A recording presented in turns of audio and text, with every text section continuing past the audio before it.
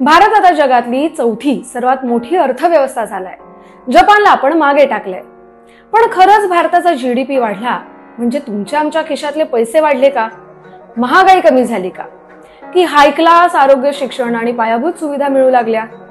तर जीडीपीत आपण जगात चौथ्या स्थानी आलो म्हणजे फक्त देशाचं उत्पन्न वाढलंय, पण प्रत्येकाचं नाही। कसं ते समजावते, ऐका। सध्या जगात सगळ्यात टॉपला आहे अमेरिका, त्यानंतर आहे चीन, मग जर्मनी आणि त्यानंतर लागला आहे भारताचा नंबर।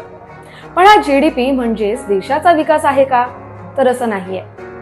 भारताचा जीडीपी 4.187 ट्रिलियन डॉलर आहे, तर जपानचा 4.186 ट्रिलियन डॉलर, म्हणजे अगदी हलका फरक आहे। पण जेव्हा एखाद्या देशाचा विकास मोजला जातो तर तो त्याच्या जीडीपीने नव्हे तर त्याच्या पर कॅपिटा इन्कम मधून मोजला जातो। म्हणजेच एका देशातला एक सामान्य माणूस किती कमावतोय यावरून।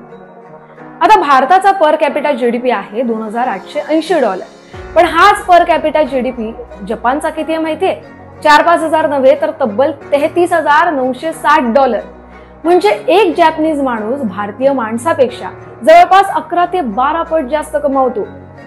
आपला देश ह्युमन डेव्हलपमेंट इंडेक्स मध्ये 193 देशांपैकी 130 नंबरवर आहे आणि भारताचा स्कोर आहे 0.685, जेव्हा की जपानचा एचडीआय स्कोर आहे 0.919, जो हाय ह्युमन डेव्हलपमेंट मध्ये गणला जातो। जपानमध्ये ट्रान्सपोर्टेशन उत्तम आहे, शिक्षण, वैद्यकीय सुविधा सगळं अतिउत्तम आहे।